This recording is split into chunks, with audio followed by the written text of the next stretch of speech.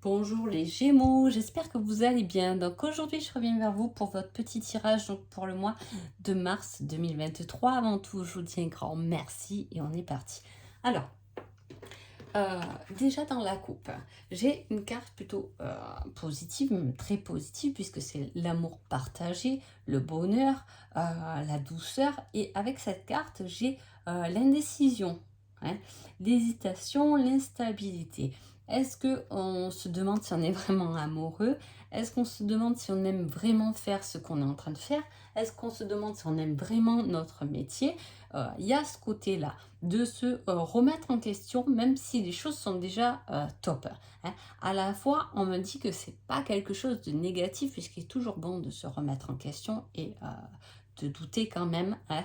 Euh, mais parce que c'est cette faculté que vous avez, les Gémeaux, à vous remettre en question, hein, qui fait que vous pouvez monter au pouvoir, être beaucoup plus audacieux et avoir des limites bien plus euh, définies dans vos choix, vos envies et vos réels désirs. En tout cas, on parle beaucoup d'amour et d'instabilité de ce côté-là. Il peut y avoir effectivement, ça peut vous parler de votre couple, hein. Peut-être qu'on est un peu instable dans votre vie de couple, peut-être que votre euh, bonheur est un peu instable, qu'il y a quelque chose qui vient perturber un peu ce côté, pardon, euh, douceur, mais en tout cas, il y a quelque chose qui monte et qui va prendre une certaine direction. Et voilà, j'ai l'impression qu'on va plus loin que ce que... Peut-être que vous étiez fixé un but et vous êtes allé jusqu'à là et vous vous êtes dit, maintenant que je suis arrivé à là, finalement, je peux peut-être même aller encore plus haut, hein. Il y a ce côté-là où il y a un certain bonheur, voilà, dans un domaine de votre vie, vous êtes bien, vous êtes épanoui, etc. Euh, mais vous pouvez faire mieux, apporter plus. Voilà, il y a cette envie, en plus vous êtes très dans la communication, les Gémeaux, mais cette envie de donner plus et d'offrir plus parce que on reçoit aussi également euh, davantage, hein. On va comprendre aussi ce système que donner de l'amour, c'est aussi s'en donner à soi, et se donner de l'amour à soi, c'est aussi en recevoir, hein. Voilà, allez, on y va. Alors, on parle de confusion malgré une grande richesse intérieure. On revient dès ce début de mois de mars sur la même thématique que la coupe là, hein. Il y a quelque chose qui est un peu rusé et à la fois on parle d'abondance, de manifestation physique, de quelque chose qui peut euh, se révéler à vous, hein, mais ça va plus être une ruse, vous allez comprendre une ruse, vous allez comprendre peut-être une tromperie que vous sentez déjà au fond de vous, hein, euh, qui va se mettre dans la matière. Ce que je veux dire, c'est que il y a quelque chose qu'on a pressenti, du moins pour ce mois de mars, là, les Gémeaux, qui peut se matérialiser physiquement, hein. Ce qu'on a ressenti peut se matérialiser. euh, voilà, vous voyez, vous pouvez avoir pendant ce mois de mars quelque chose comme, je l'ai déjà vu ça, hein. Voilà, il y a cet effet de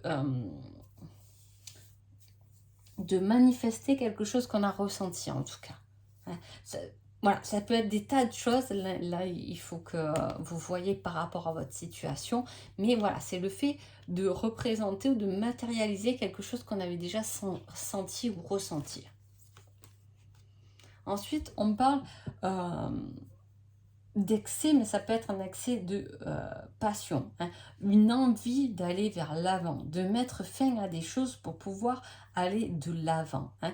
C'est un peu l'extrême entre le bas, le haut, le profond, l'extérieur, l'intérieur, l'extérieur. Il y a ce côté-là où il y a quelque chose, en tout cas, on revient sur le même truc là, qui se matérialise. Alors peut-être que voilà, vous avez un projet, quelque chose, hein, vous avez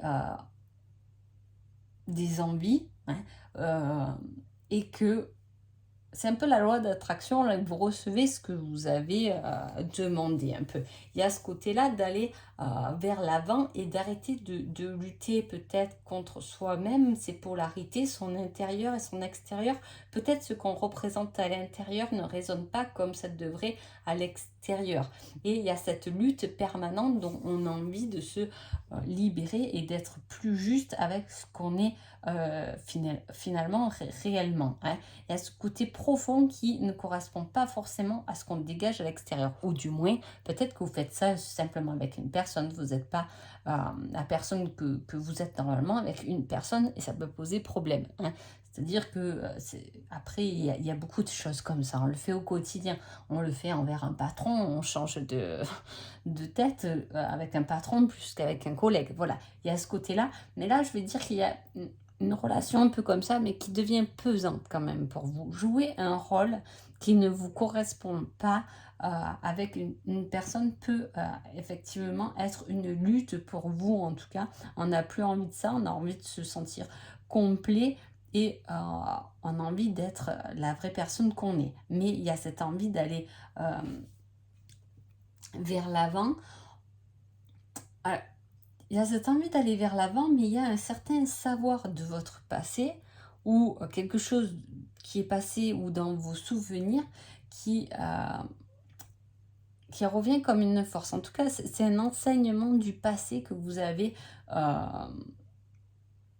dont vous apprenez la leçon à cet instant présent, hein, pendant ce mois de mars. Hein. Il y a le fait aussi d'hésiter si vous avez envie peut-être de reprendre des études, de suivre une formation. Voilà, il y a le fait d'hésiter à faire ça ou peut-être que vous voulez enseigner vous-même, même, hein, être enseignant, enseigner des choses aux gens, apporter un certain enseignement, une certaine compréhension aux autres.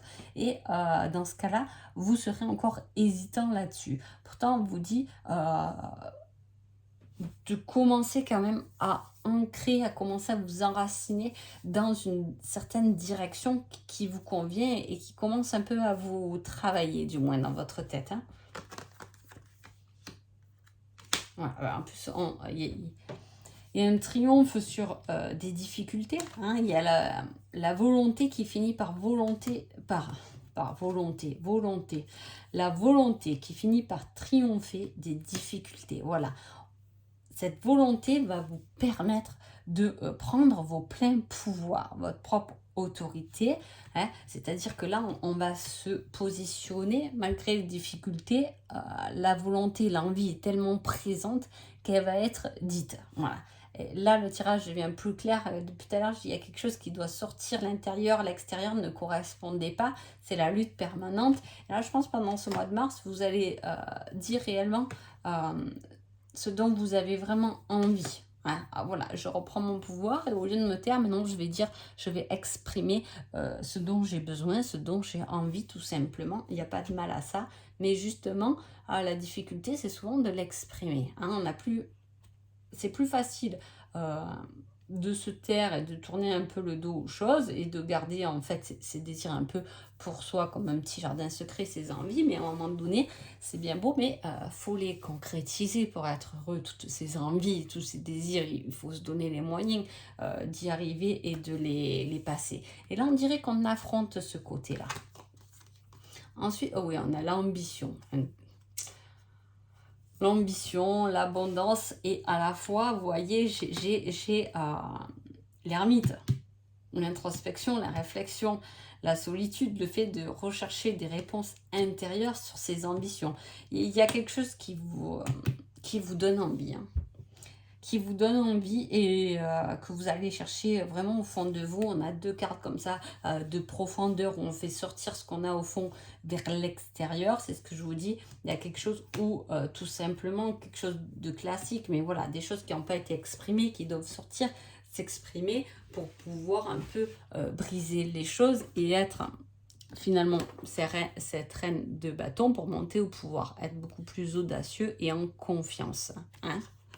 Il y a cet élan vers l'avant malgré, comme je vous dis, certaines indécisions. On est indécis. Peut-être ça fait longtemps que vous êtes indécis sur une situation, sur...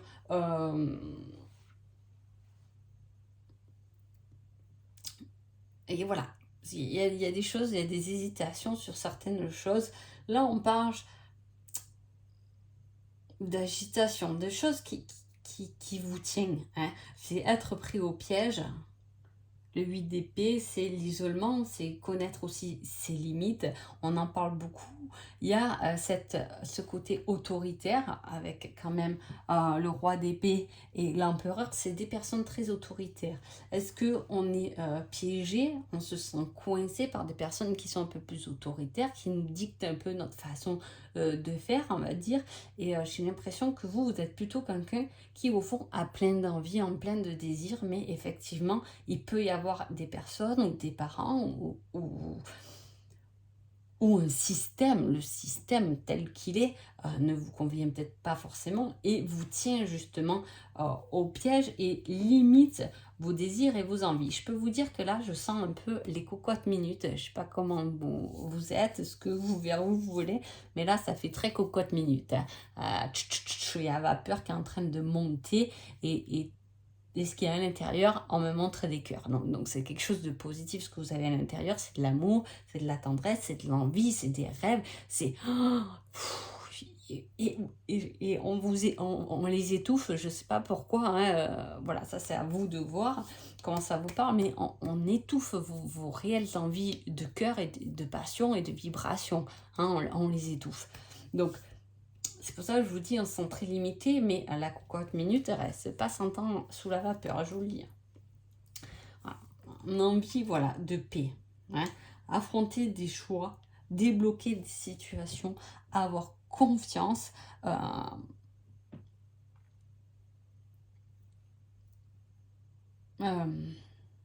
gérer des tracas, des crises en faisant certains choix, hein. Et voilà. C'est la choix, c'est la paix intérieure. Alors là, on parle d'un homme qui est tourmenté. Pardon. Qui est tourmenté par l'amour. L'observateur, la personne réfléchie. Je parle trop. Et après, j'ai la gorge sèche. Ah, peut-être qu'il y a un problème de communication dans ce tirage. Mais voilà. C'est quelqu'un qui est tourmenté par l'amour. Peut-être que vous êtes amoureux, amoureuse de quelqu'un qui a des difficultés justement vers l'amour, hein.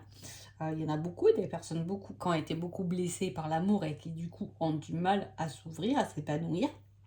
Ouais. Mais ça peut être vous aussi, cette personne, hein. La considération, l'étude. Là, on est un peu curieux, observateur avec ces cartes, hein. C'est aussi surmonter ses peurs, hein. On observe, on les vit, ces peurs, hein. On les observe, on observe son comportement, ses sensations, ouais, sa sensibilité. Il y a ce côté observateur, hein. Mais après, je vous dis, ça peut parler aussi si vous êtes avec une personne comme ça ou si c'est vous-même qui êtes plus tourmenté par l'amour que par ce que... c'est le fait d'avoir un peu la tête dans les rêves, de se projeter avec quelqu'un alors qu'on ne l'est pas là. C'est le côté indiscret, hein. On aime quelqu'un, on le surveille. Il y a un peu ce côté-là, hein. Le fait d'être un peu... on surveille quelqu'un ou du moins quelqu'un nous surveille, hein. Voilà. En même temps, c'est une carte de potentiel inexploité, hein, quelque chose qui est au fin fond de vous-même, qui est en train de s'enraciner pour pouvoir être manifesté dans le physique. Ensuite, on a la réalisation de projets, hein, de la grande considération. Quelque chose qui... C'est bizarre parce qu'on a la réalisation d'un projet et avec ça, on a l'angoisse, le stress, la pression, hein. Est-ce que les choses vont réellement marcher? Est-ce qu'on va m'écouter? Est-ce qu'on va comprendre mes objectifs? Est-ce qu'on va me comprendre moi-même dans ce que j'ai envie? Est-ce qu'on va comprendre mes propres choix? Est-ce qu'on va comprendre mes propres envies, hein?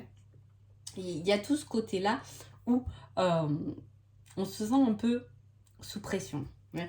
Il y a le fait aussi d'être angoissé par rapport à un nouveau projet, mais être angoissé aussi pour quelqu'un qui a monté sa boîte ou qui... voilà, on a un peu peur. Ça peut être, voilà, la peur pour pour un enfant, qui a commencé de nouvelles études, qui a commencé un nouveau travail, ou qui part de la maison. Il y a un peu, voilà, il y a un côté comme ça, pour certains, ça peut parler. Hein. Bon, on va voir un peu sentimentalement. Quoi, sentimentalement, et un peu pour vous quand même, hein, le sentimental, je survole surtout un peu. Mais pas trop. C'est surtout le sentimental, c'est pour moi beaucoup, on travaille sur soi-même avant tout. Mais voilà. Alors, on parle de choix, de bouleversement amoureux. Alors là, on peut rejoindre, je vous dis, des choses qui vous ont limité par rapport à quelqu'un qui était autoritaire. Là, on peut parler de ça. Si vous êtes avec quelqu'un qui est autoritaire ou pas bon pour vous, il y a le fait d'abandonner cette situation, hein, de se séparer de quelque chose qui vous tient prisonnier. Hein. Ça peut être relationnellement, mais si ce n'est pas le cas, il peut y avoir des changements, hein, ou du moins l'appel vers une autre direction. Voilà, ça peut être ça aussi.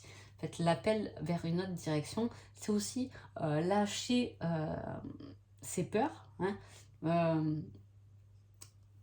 Il y a le contrat divin, donc il peut y avoir un contrat de flamme jumelle là où on est en train de traverser quelque chose. Hein. Une invitation, peut-être que vous allez voir votre autre. Hein, on passe à l'action, on y va, hein, après une nuit noire de l'âme et le fait d'avoir compris la blessure de l'abandon, hein, on a pu, il peut y avoir un rendez-vous, vous pouvez revoir votre flamme jumelle, ou voilà, il y a quelque chose dans ce si, pour ceux à qui ça parle, bien évidemment. Bon, en tout cas, il y a des choix qui vont devoir être faits. En tout cas, tout ce qui est relationnel, là, ça a été écrit. Hein, donc, il n'y a pas de hasard. Il y a le fait d'être très sensible quand même à vous. Alors, soit c'est vous, soit c'est votre autre, mais il y a une personne quand même qui est très sensible. Donc, attention, parce que, voilà, souvent les personnes sensibles, elles ressentent fois 1000 ce qu'on peut ressentir, ce que les autres peuvent ressentir. Donc, souvent, ça blesse plus ou ça apporte plus de joie. Hein. En tout cas, il y a pu avoir une séparation aussi.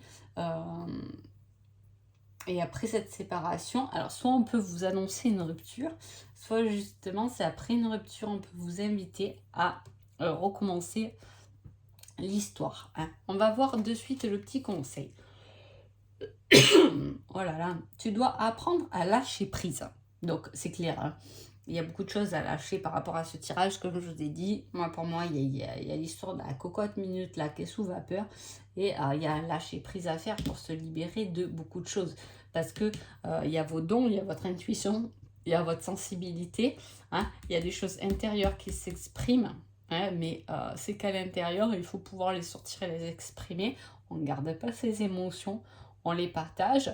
Et quand les gens nous comprennent, ils sont bons pour nous. Quand ils ne comprennent pas, ils ne sont pas bons pour nous, tout simplement. Voilà, il ne faut pas s'enfermer et se recroqueviller sur soi-même. Il faut juste s'ouvrir et s'épanouir.